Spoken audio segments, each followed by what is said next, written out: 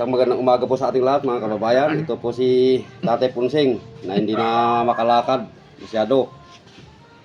Kaya gupitan po natin ngayon. Salamat. Last na ginupitan ko siya nung December.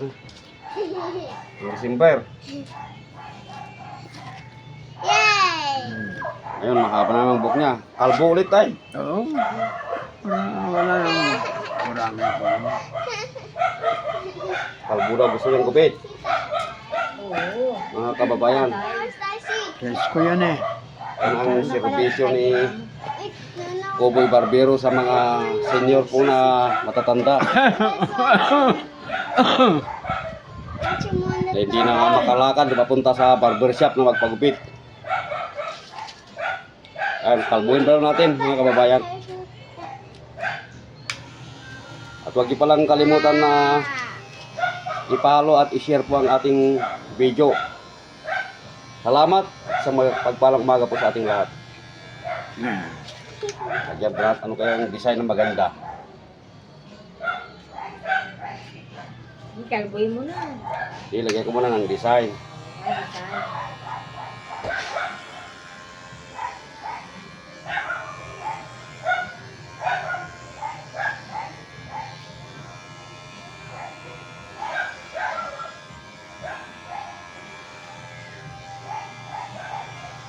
Ay, design.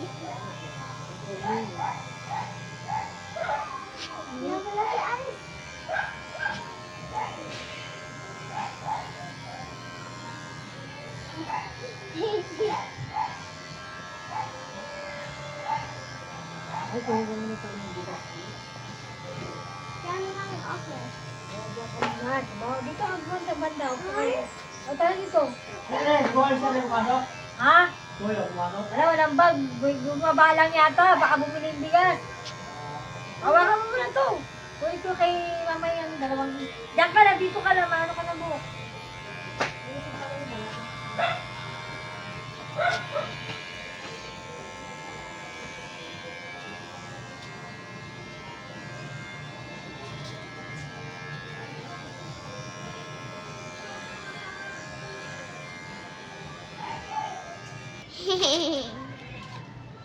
Mat. Bakit matay?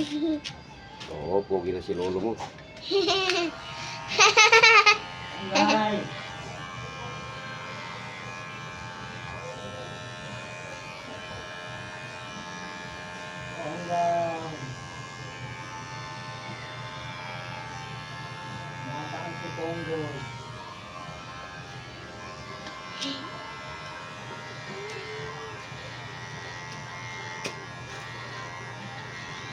Mama? Ikita ako sa tulay siya. Ang galing buhok mo. Awak mo, hawakan mo. Tanggal mo na naman na. Ba't tanggal mo? Tatay Marvin. Ayan po, ituloy po natin na kalbuhin mga kababayan. At alisin lahat yung buhok.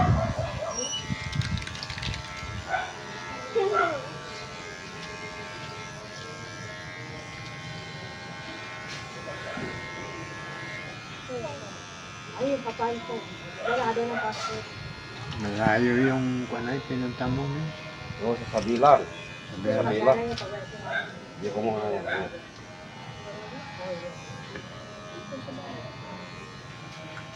Saan sa baba?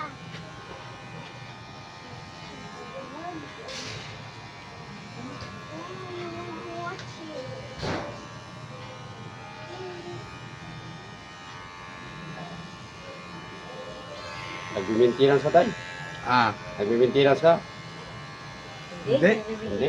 Wala kang maintenance. wala akong maintenance. Ay, hindi ka nagbimintinan. Pero okay lang sa'yo. Okay lang. Mas maganda yan. Kung walang ikamot ko.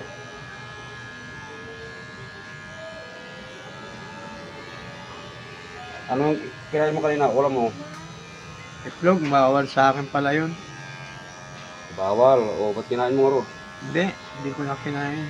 Sinabi ng Mga anak kong lalaki si Boyong. Kinain niya. Sinabi niya, bawal sa'yo tatay. Ganun ba? Hindi ko alam. Ipikit mo mata mo, ano? Alisin natin yung mga lampas-lampas na ano, kilay. Ayan.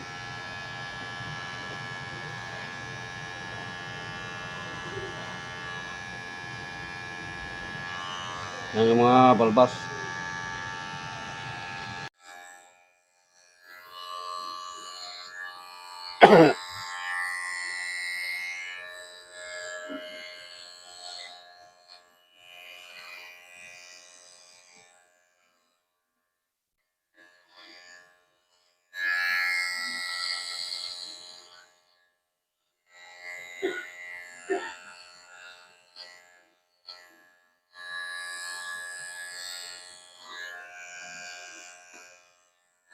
Oh, guwapo na naman si Tatay, oh. Ikaw, Shirley, hindi ka magpagupit.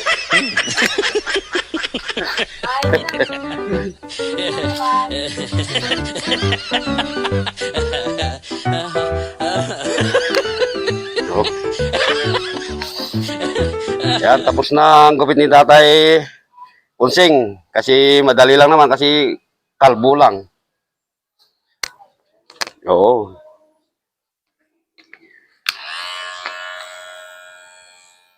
Oh, pati balbas, naalis na natin. Yan, salamat mga kababayan sa yung panunood sa ating gupit. I-share po ninyo ang ating gupit at marami po tayong matulungan na katulad nila mga senior na hindi na makapaglakad na siniservisyon ni Kuboy Barbero. Higit sa lahat yung mga homeless people na nasa palengke, sa lansangan. Oh, bigyan po natin siya ng ano. Ito yung saba na dinala natin, ibigay natin sa kanya. Ito yung tanim kong saba, Day. Ah, yan. Oo. Salamat. Ito yung pamirinda mo. Yan. Pamirinda mo yan. May kape dyan. Nagkakape ka ba? Oo. Tapos,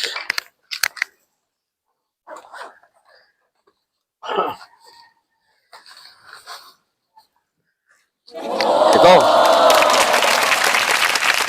Pang ano mo yan, pang mirinda mo mamaya din. Ibili mo ng mirinda mo. Ano ito? May laman yan. Dad, utang na lang. Dami naman. Oh, ano sabihin mo? Maraming salamat po.